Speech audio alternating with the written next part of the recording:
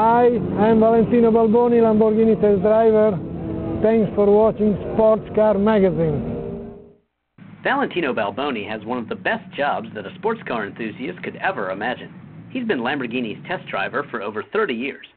I spoke with him at the Lamborghini factory in Sant'Agata Bolognese, Italy, where he reflected on his time with Lamborghini and gave me a guided tour of the museum. Okay, so this is one of the very first Lamborghini 350 built here at our company. And a few years ago, we bought this car back from our customer because we wanted to start to have our own museum. So this car has been bought, completely rebuilt everywhere, suspension, engine, interior, and is one of very few pieces left. What do you think about when you drive this car, knowing it was the first Lamborghini? Well, this is really a pleasure, remembering old times when everything was much easier, probably probably more pleasant, and it remembers old times, the real taste of Lamborghini. No fuel injection? No, not so sophisticated mechanics, electronics or whatever. This is very simple, carbureted engine, easy maintenance, powerful, but of course, with different characteristics. Do you feel this car gives you more feedback because it's so bare, or do you feel like the Diablo gives you more feedback? Well, they are two different mentality and two different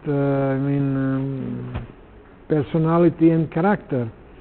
Of course, if you consider 30 years ago when we started producing this car, pollution was not a problem, noise was not a problem, safety was not a problem. Today, every car manufacturer needs to take care of so many different and difficult things, quite expensive.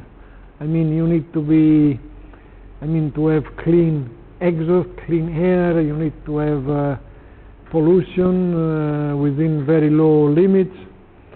So you need electronic helping you doing this kind of things, which of course is much more easy to do with electronic controls, devices and so on. But the pleasure of driving a car today, let's say, it is nice, it's still very nice, but the old-fashioned cars always give some different feelings. This was the car that really made a mid-engine car acceptable for a road-going car, is that correct? Right, yes. This is the very first car who came out with mid-engine, altogether the gearbox, engine differential altogether in one block. Beautiful design, breathtaking, and it's your personal favorite. That's correct? This is my first car, and you never forget first car. Well, the other cars in the museum are practically the last LS build, which is the chassis number 301. One of our Espada prototype that we drove, we used testing and so on.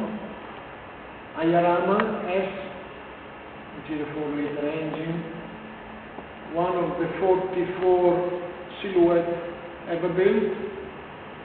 And this yellow one is the last Yalta built on the production line. It's the car number 419. How about the racing cars?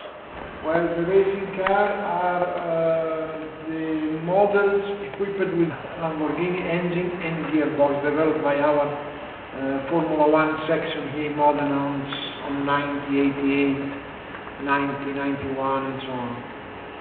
They are all models Minardi, Larousse, Lotus, and we have also the only existing Lambo One built by Mauro Forghieri in, I think, 91. Now, you're used to test driving the sports cars. When the LM002 came out, what did you think of that one? Is that one that you actually drove and helped to produce?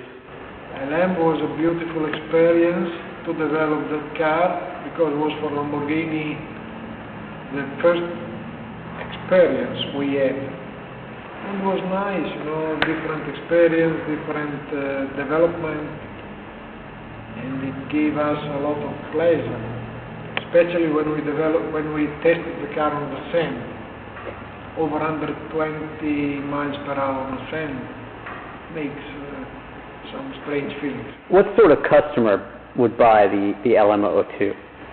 Well, originally, let's say the LM project started for a military use to patrol, for custom patrolling and so on in Arabian countries. And after, since the war came, they decided to cancel every contract with the company.